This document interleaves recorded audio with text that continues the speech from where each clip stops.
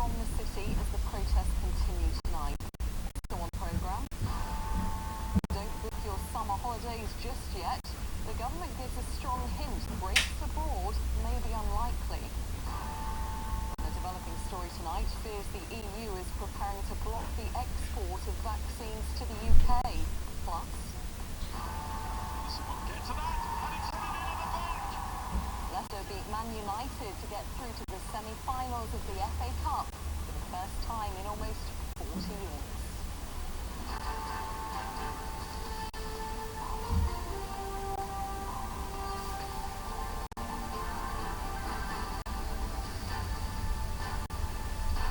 This is Unconvenient News with Kylie, penterlow.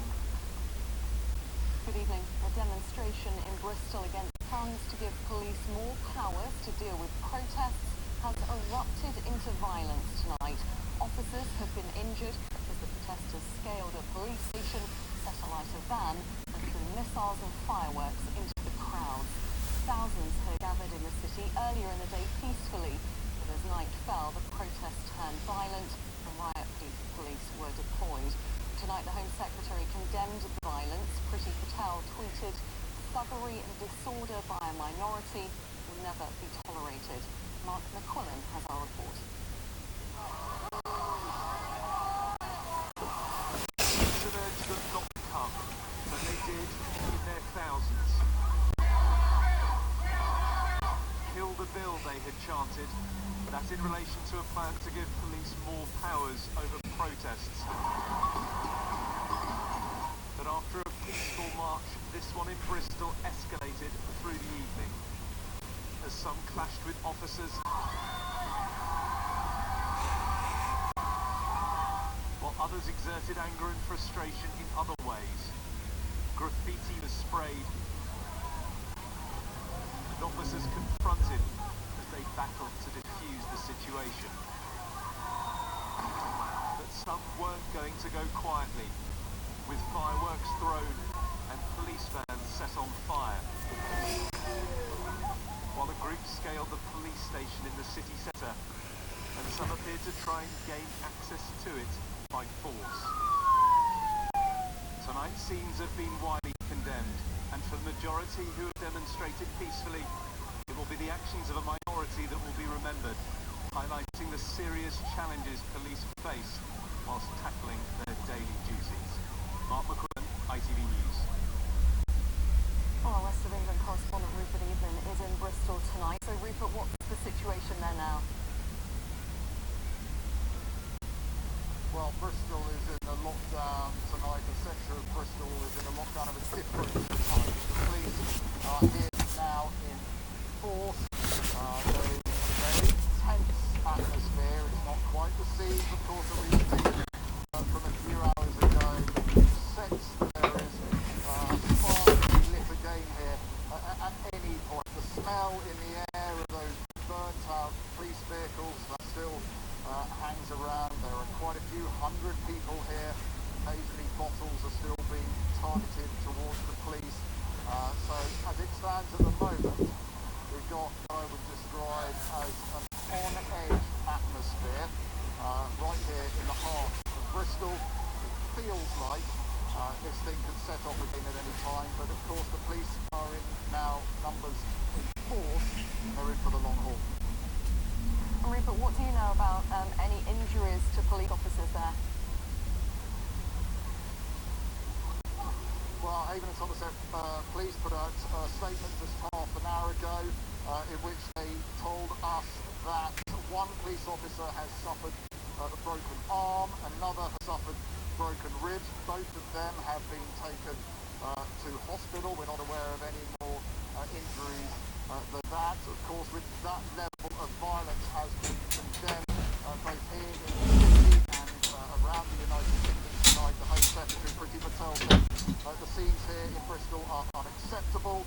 Thuggery and disorder by a minority will never be tolerated. He said our police officers put themselves in harm's way to protect us all, and her thoughts are with all of those. But tonight here in Bristol, this is a city on edge and likely to be so for some hours to come. Thank you very much.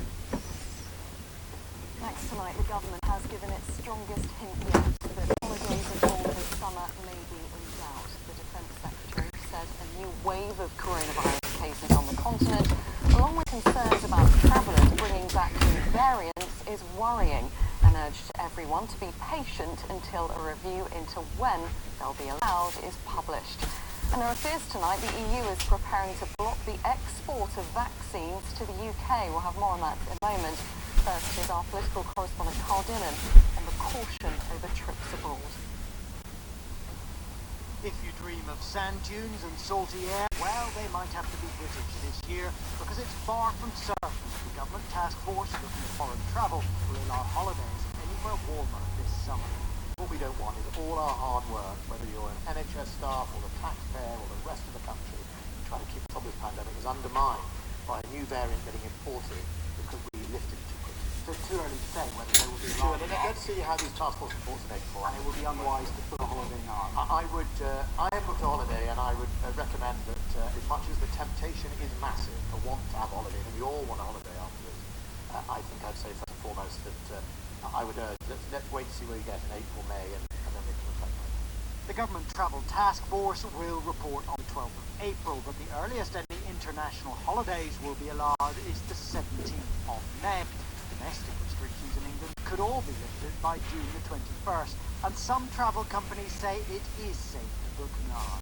I think that people can start booking holidays now. I mean, we in Thomas Cook will give you your money back, or will rebook your holiday if it turns out that the holiday is cancelled for coronavirus reasons. I think a number of other companies are in the same position. So actually taking advantage of rates now is relatively risk-free. But taking a holiday, hardly anywhere else in the world has yet managed to vaccinate as many people as the UK. And anyway, vaccination isn't a guarantee of safety. What would you say to someone who says, look, I've been vaccinated, my family's been vaccinated, all my friends have, why can't I go off to Greece for a couple of weeks in the summer? We need to remember actually it's under 3% of the population that's received 2 doses. And it's about 38% of the population that's received a single dose. Even if you are vaccinated, there is absolutely no guarantee that you can't catch the virus and transmit it to others. We've seen several cases around the world where people who are vaccinated have been able to do that because there is no 100% protection against transmission. So it is very far from clear how much the foreign holiday ban will be lifted from the middle of May, and whether or not there will be any change to the quarantine requirements for people returning from abroad. And Carl is with me. So, Carl, the so-called vaccine war seems to have escalated in the last hour or so. Well, that's right. This relates to a specific site in the Netherlands where the AstraZeneca vaccine is being produced.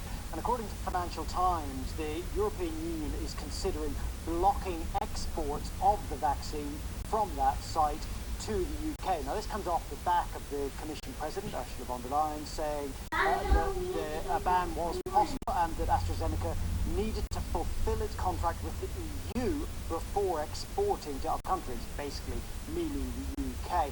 There is considerable unhappiness within the EU over the fact that supplies of the AZ vaccine in particular have been much smoother to this country than they have been to the EU, although, of course, from the government's perspective here, that's because Britain got in much earlier and just negotiated a stronger contract. So EU leaders will have to decide towards the end of the week, probably on Thursday, whether or not they want to go ahead with such a ban. And it seems, Carl, the government's facing a backbench backlash over possible plans to extend the coronavirus legislation for another 6 months. That's right. This is also on Thursday when the government will come to the House of Commons seeking permission to extend those restrictions for another 6 months. Conservative backbenchers in particular are very uneasy, and some of them are now saying that they will vote against because they believe that with the vaccine rollout, the government doesn't need to have such draconian powers all the way through until September. At the moment, the Labour Party are saying that although they have some reservations, they will support the extension, so it will go through. Okay, Carl, thank you. In Florida, officials have imposed an emergency curfew in Miami Beach after spring break crowds trashed restaurants, started fights in the street. Police fired pellets at partygoers trying to disperse the gatherings. The interim city manager says he wants the overnight curfew to stay in place to the middle of next month. The The Australian government has declared a natural disaster in large parts of New South Wales after the worst flooding in decades. Thousands have had to flee their homes, including an area around Sydney. And if you haven't filled in the census yet, you've got just under 2 hours to do so. All households in England, Wales and Northern Ireland are required by law to fill in the survey, which is taken every 10 years to help the government with planning. The census has been delayed in Scotland for a year because of the pandemic. On to sport now, and Leicester are through to the semi-finals of the FA Cup for the first time in almost 4 decades after beating Manchester United 3-1. Chelsea are also into the last 4 thanks to a 2-0 win over Sheffield United. Will Mott watched all the action. With so little to choose between them in the league, Manchester United's cup tie at Leicester really stood out, mostly for their defending.